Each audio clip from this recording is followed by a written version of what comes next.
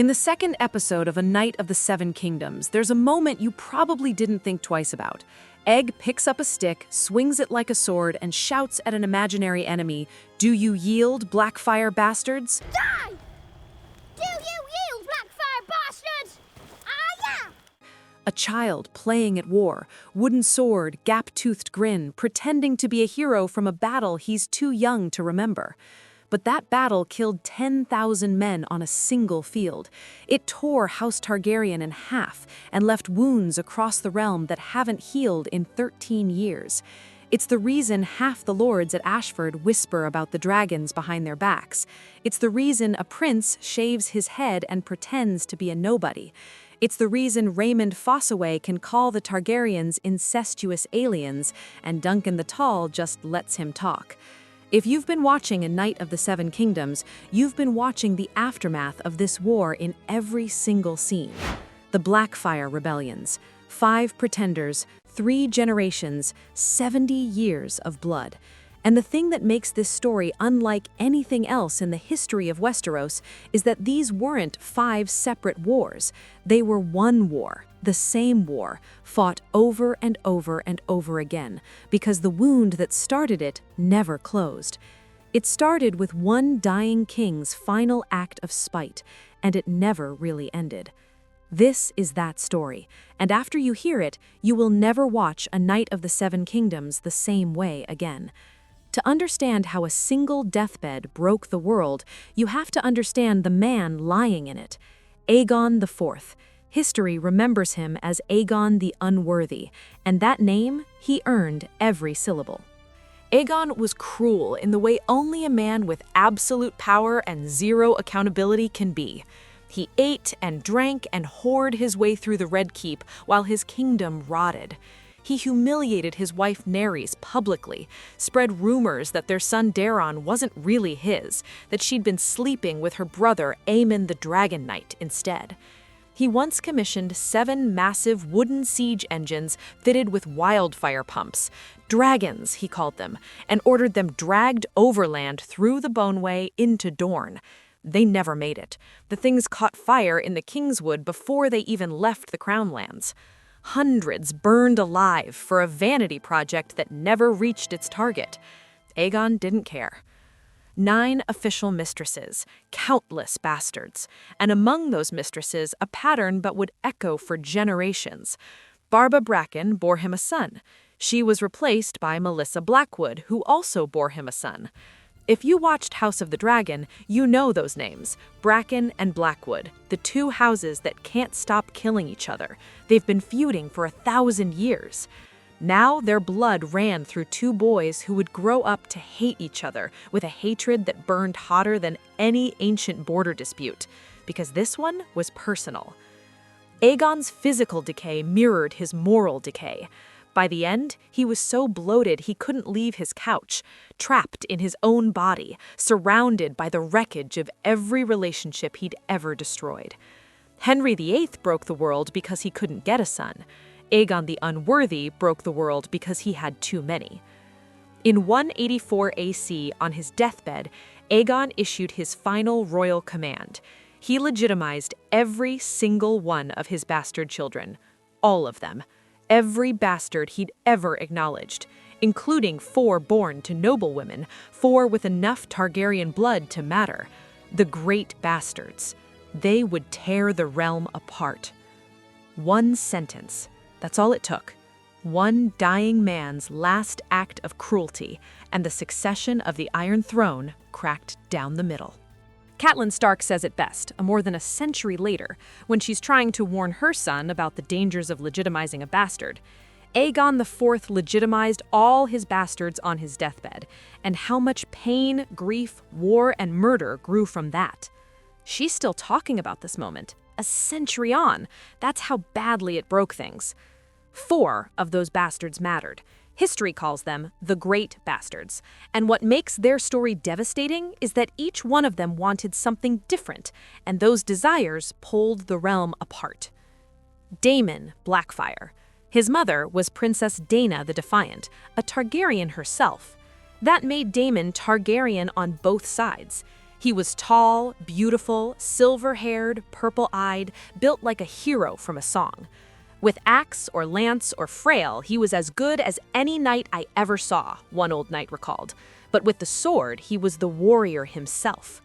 At 12 years old, after winning a squire's tourney, his father knighted him and placed Blackfyre in his hand, the Valyrian sword of Aegon the Conqueror, passed from king to king since the conquest, the sword that was the throne to many who saw it. Daemon took the sword's name as his own, founded a new house, and half the realm looked at him and saw everything a king should be. Daemon wanted the crown. Maybe he even deserved it. That question would get 10,000 men killed. Bittersteel, Aegor Rivers. His mother was Barba Bracken, the mistress who got replaced. Bittersteel grew up watching everything go to someone else. The court's favor went to Bloodraven's mother, the sword went to Daemon, the woman he loved went to his brother. George R.R. Martin described him as Cananesque, lean and lithe as a panther, angry, pissed off all his life. Remember that description, the man who never smiled and never stopped. We'll come back to him. Bloodraven, Brynden Rivers, the albino with red eyes and a wine-dark birthmark shaped like a raven. If you've seen my Bloodraven video, you know where his story leads, all the way to a cave beyond the wall and 1,000 eyes watching through the weirwoods. Here, what matters is simpler. When the fracture came, Bloodraven chose the legitimate king, Daeron. He chose him because Daeron had shown him kindness, shown all the bastards kindness, treated them like family when the court treated them like stains. Bittersteel saw that same kindness and felt nothing. He only saw what he'd been denied. Two brothers, raised in the same court, offered the same grace. One felt gratitude, the other felt owed. And between them, Shira Seastar, the most beautiful woman in the 7 kingdoms. Bloodraven loved her. Bittersteel loved her. She chose Bloodraven, and the hatred between those two brothers, already political, already ancient, Bracken against Blackwood, became something that burned on every level, personal, political, generational. Remember that. It matters. Now, one more thing. The sword, Blackfyre. It had been the symbol of Targaryen kingship for nearly 200 years. When Aegon the Unworthy gave it to Daemon instead of his legitimate son, he did something incredibly destructive. He split the idea of kingship in two. Daeron got the crown, the legal authority, the institution. Daemon got the sword, the symbol, the mystique, the warrior's proof. And the realm had to decide which one it believed in. It took 12 years for that decision to turn into a war. 12 years. That gap tells you everything. Bittersteel spent a decade building this war, lord by lord, grievance by grievance, until Daemon had an army behind him before he'd even made the decision to fight. Daemon had a real grievance. He was said to have loved Princess Daenerys, and Daeron married her off to Prince Meryn Martell as the price of bringing Dorne into the realm. That hurt, but a broken heart is a long way from an army. Year after year, lord by lord, he poisoned Daemon's ear, reminded him of every slight, stoked every resentment, turned private pain into public cause. And the lords were ready to listen. Daeron was a good king, peaceful, diplomatic, scholarly. He'd brought Dorne into the realm through marriage instead of war. Brilliant politics, terrible optics. The Reach, the Stormlands, the Riverlands, they'd been fighting Dorne for centuries. Now a Dornish princess sat beside the king. Lords who'd lost fathers and brothers in the Dornish wars watched the people who killed them walk the halls of the Red Keep as honored guests. The lords were already furious. All they needed was a name to rally behind. Daemon gave them one. And then there was the rumor, the whisper that Daeron wasn't really Aegon's son at all, that his mother, Nerys, had been sleeping with Aemon the Dragon Knight. If true, Daeron was a bastard sitting on a throne he'd stolen, and Daemon, warrior, dragonblood, bearer of the Conqueror's sword, was the rightful king. The rumor was almost certainly a lie. But lies don't need to be true to start wars. They just need to be useful. Barristan Selmy, looking back on it years later, saw the pattern clearly. Prince Rhaegar loved his Lady Lyanna, and thousands died for it.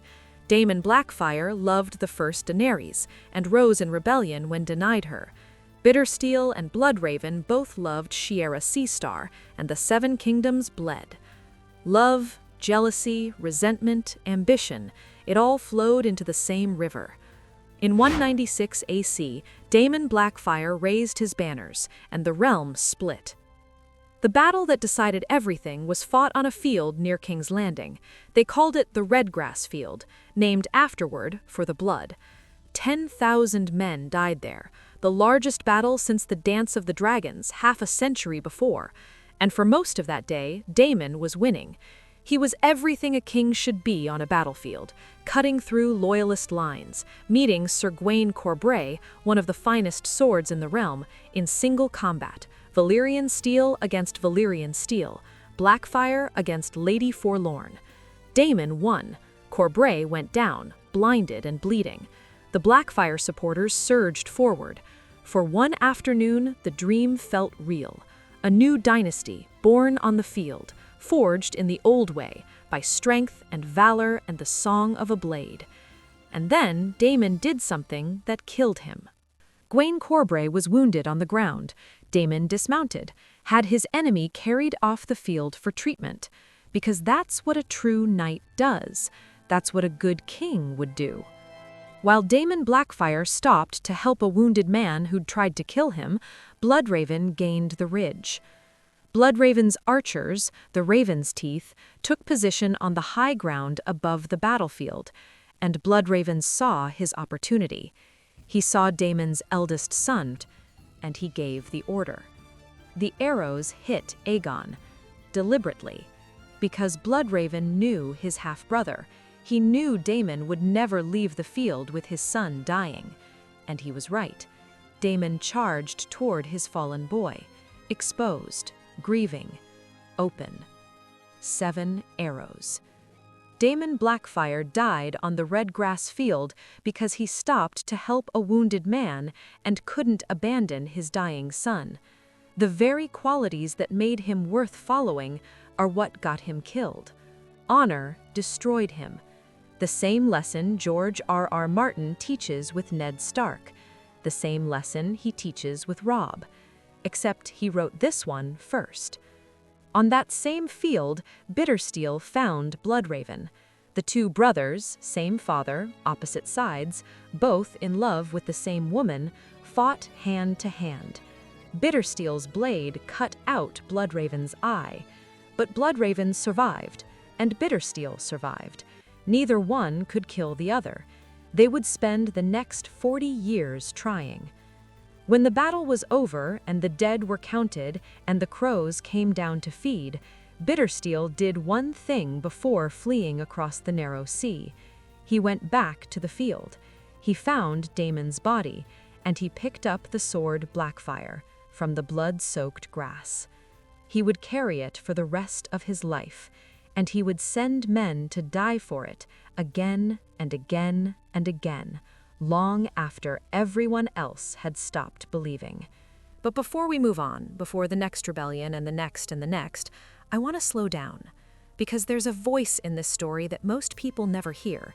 Sir Eustace Osgrey, an old man by the time we meet him, living in a crumbling tower on the edge of nowhere.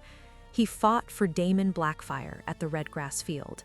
He's the only first-person account we have from the losing side.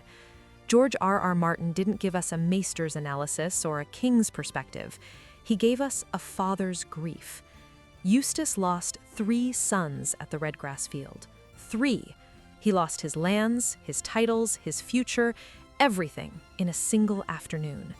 13 years before the tournament at Ashford, Eustace Osgrey watched 3 of his children die for a king who was killed by his own mercy. And when he talks about it years later, this is what he says. "Treason is only a word. When two princes fight for a chair where only one may sit, great lords and common men alike must choose. And when the battle's done, the victors will be hailed as loyal men and true, whilst those who were defeated will be known forevermore as rebels and traitors. There are Eustaces Osgreys everywhere at the tournament at Ashford. Old men who chose wrong, who buried sons, who lost everything. When Raymond Fossaway calls the Targaryens tyrants who dragged the realm into their wars, this is the war he means. The grief hasn't faded. Enslaved our people. Dragged us into their wars with no respect for our history or our customs. 13 years is nothing when you've buried your children. And if you're watching A Knight of the Seven Kingdoms, you've already heard a song about this battle, The Hammer and the Anvil.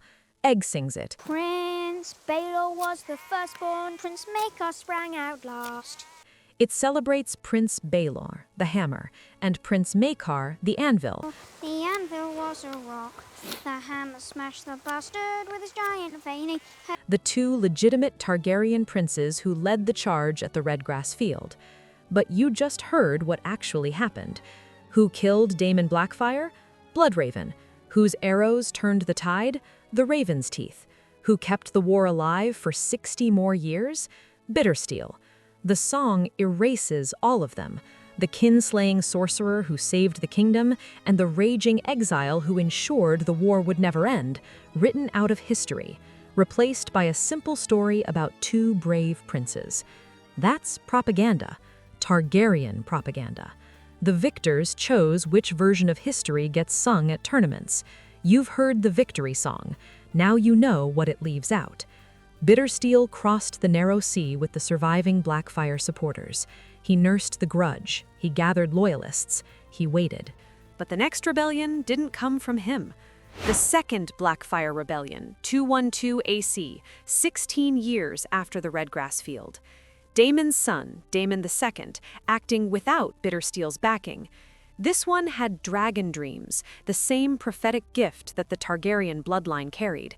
He saw a vision, a pale white castle, a dragon bursting from an egg. He believed it destiny. He was wrong. Blackfyre supporters gathered at a castle called White Walls for a secret conspiracy disguised as a wedding feast. But Bloodraven had already infiltrated. Disguised as a hedge knight named Maynard Plum, some say using a magical glamour, Bloodraven walked among the conspirators, counted their faces, learned their plans. The rebellion was crushed before it began. Bloodraven had White Walls razed to the ground, not a stone left standing. And here's what matters for the show you're watching right now. This conspiracy, White Walls, the wedding, the hidden Blackfyre pretender, Bloodraven's infiltration, this is the story of the Mystery Knight, the third Dunk and Egg novella. This is almost certainly what A Knight of the Seven Kingdoms Season 2 or 3 will adapt. The war you're learning about today is going to become the plot of the show. Bittersteel watched the Second Rebellion fail from across the sea, and he learned the lesson. Conspiracies could be infiltrated, pretenders could be arrested. He needed something permanent, an army that would outlast any single scheme, any single pretender, any single generation. So he built one, the Golden Company. On paper, a sellsword army. In practice, something else entirely. Every mercenary company in Essos breaks contracts, switches sides, fights for whoever pays the most. The Golden Company never broke a contract. In over a century of warfare, their record was perfect. They were fighting for something no amount of gold could buy, a dead man's dream of a throne across the sea. Beneath the gold, the bitter steel. John Connington described them perfectly. Revenants from forgotten wars, lost causes, failed rebellions, a brotherhood of the failed and the fallen, the disgraced and the disinherited, an army of ghosts. They even kept their dead commanders' skulls, boiled, dipped in gold, carried on pikes at the head of every march, the past leading the present into battle, always looking backward, always marching toward a home most of them had never seen. And Bittersteel kept crowning pretenders, one after another, sons and grandsons of Daemon Blackfyre, each one bearing the name like a curse. The Third Rebellion, around 219 AC. Aegon Blackfyre, another of Daemon's descendants. An actual invasion this time. Ships across the narrow sea. Beaten back. Aegon killed after he'd already surrendered. Another oath broken in the name of peace. Another Blackfyre dead. And Bittersteel was captured, dragged to the Red Keep in chains. Bloodraven demanded his head. King Aerys sent him to the Wall instead.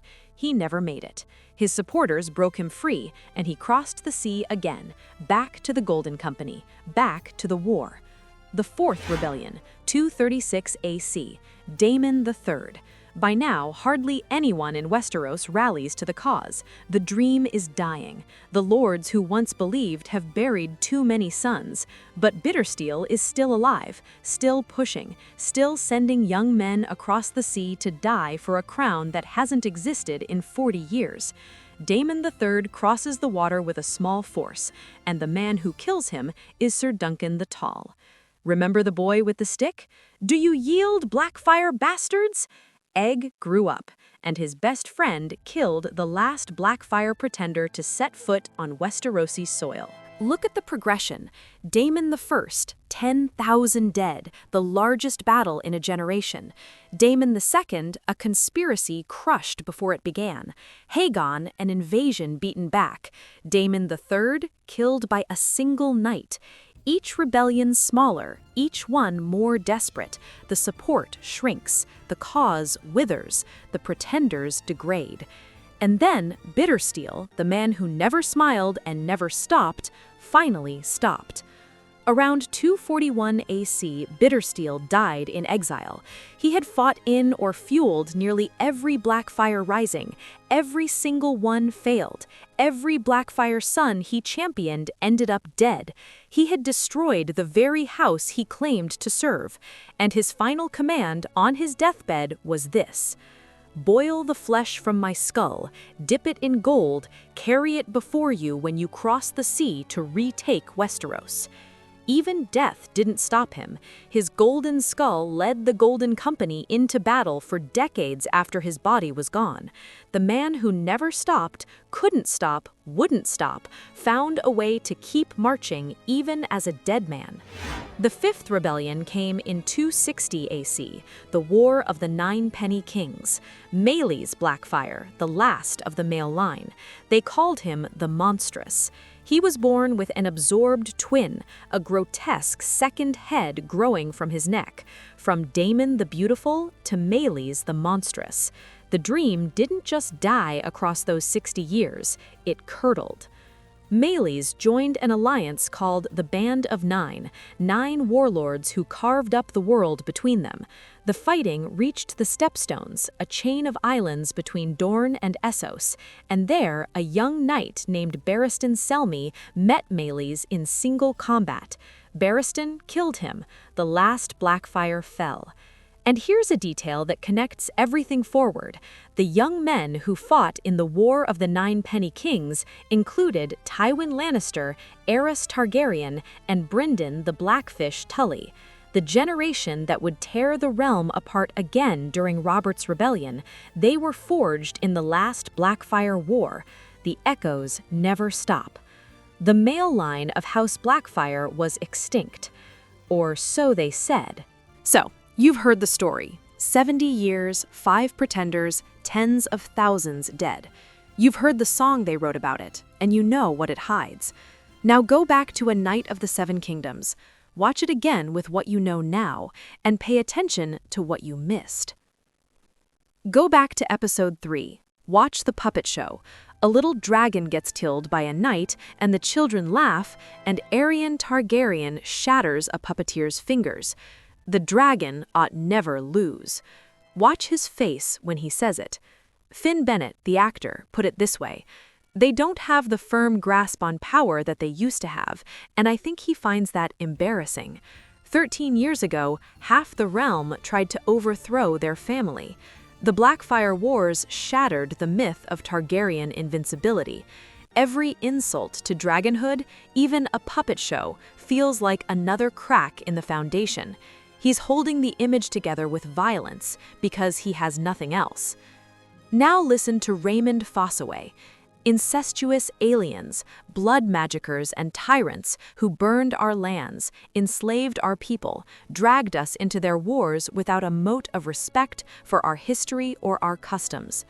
They're incestuous aliens, Duncan. Blood magickers and tyrants who've burned our lands. The Fossaways are a Reach house.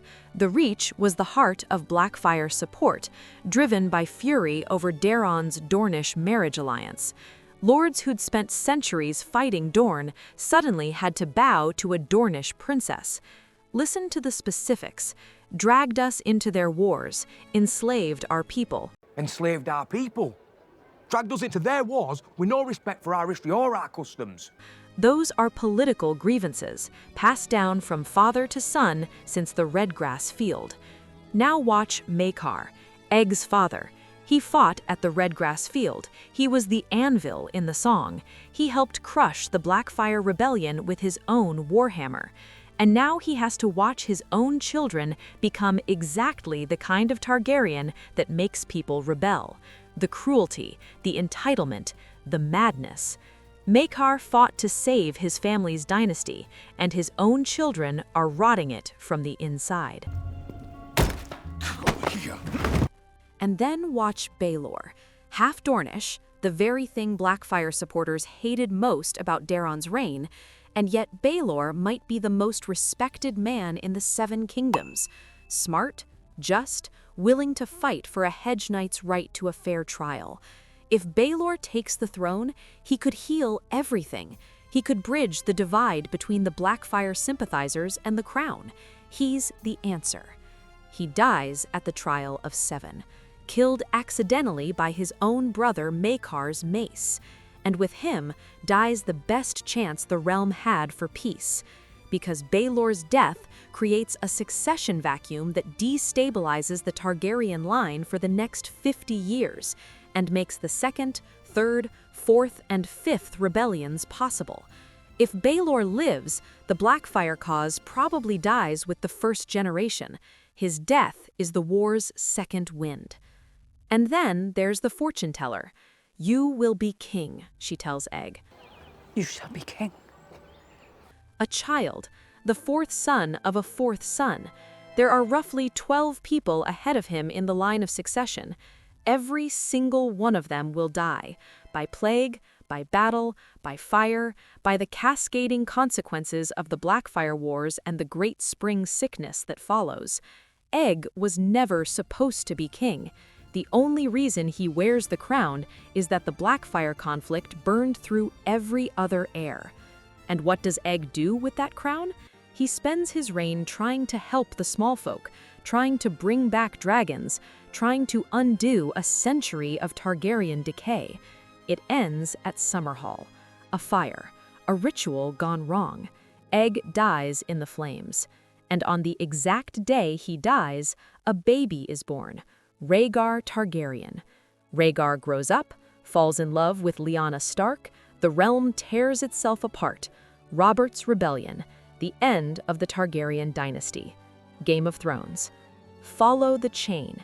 Aegon the Unworthy's deathbed legitimation, the Blackfyre Wars, Baelor's death, the succession collapse, Egg's unlikely rise, Summerhall, Rhaegar, Robert. Everything. One dying king's act of spite. A chain of consequences stretching more than 100 years. And every link in that chain runs through the tournament you're watching right now in A Night of the Seven Kingdoms. After the War of the Ninepenny Kings, silence. No more pretenders, no more invasions. Maelys was the last male Blackfyre, and Barristan put him in the ground. The Golden Company kept marching, kept fighting, but for gold now, not for a crown. Bittersteel's skull gathered dust. The dream was dead. For 50 years, everyone believed this. Then, in the books, in A Dance with Dragons, something impossible happens. The Golden Company breaks a contract. Some contracts are writ in ink, and some in blood. That's Illyrio Mopatis. Remember that line. The company that never broke a contract. In a century of warfare, the one thing everyone in Essos knew about the Golden Company was that their word was iron. and they walk away from a paying employer and sail for Westeros, for a young man with silver hair and purple eyes who claims to be Aegon Targaryen, Rhaegar's infant son, supposedly murdered during the sack of King's Landing, actually smuggled away and raised in secret. But here's the question the story wants you to ask. Why would the Golden Company, an army founded specifically to fight against the Targaryens, suddenly cross the sea to put a Targaryen on the throne? Unless he's one of theirs. Illyrio Mapatis, the man who funded this invasion, says it carefully. Black or red, a dragon is still a dragon. When Meleys the Monstrous died upon the stepstones, it was the end of the male line of House Blackfyre. The male line.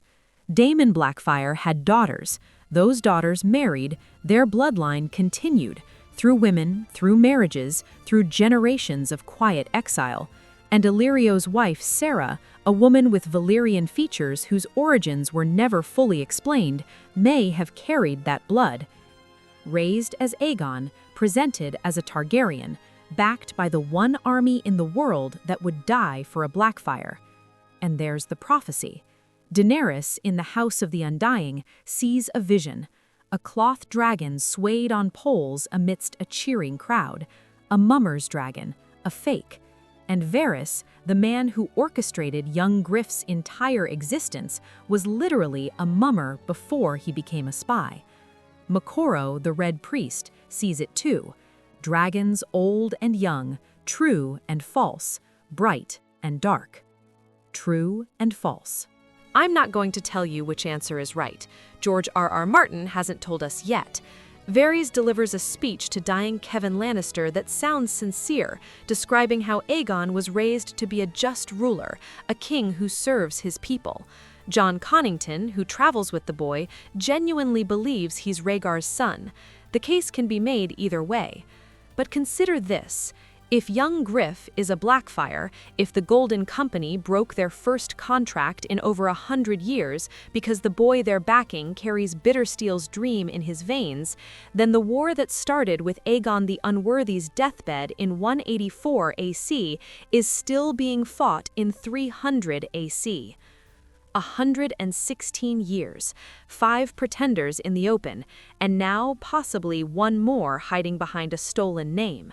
The cause that Bittersteel built and bled for and died for and left his golden skull to lead, still marching, still crossing the sea, still reaching for that throne. The Blackfyre rebellions aren't 5 wars, they're one war, the longest war in the history of Westeros, and the ceasefire might be a lie. Do you yield, Blackfyre bastards? Egg swings his wooden sword, a game, a child playing at heroes.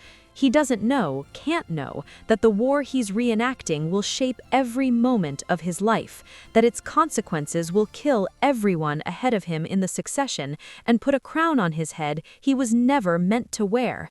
That the fire he lights at Summerhall, trying to bring back dragons, trying to fix everything the wars broke, that fire will kill him, and birth the prince whose love will destroy the dynasty Egg spent his whole life trying to save.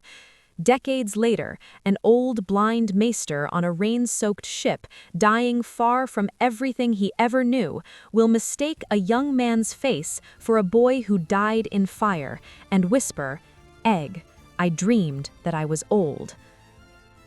Egg, I dreamed that I was old. One dying king's spite, one sword, one fracture that never healed, and every story in this world is connected.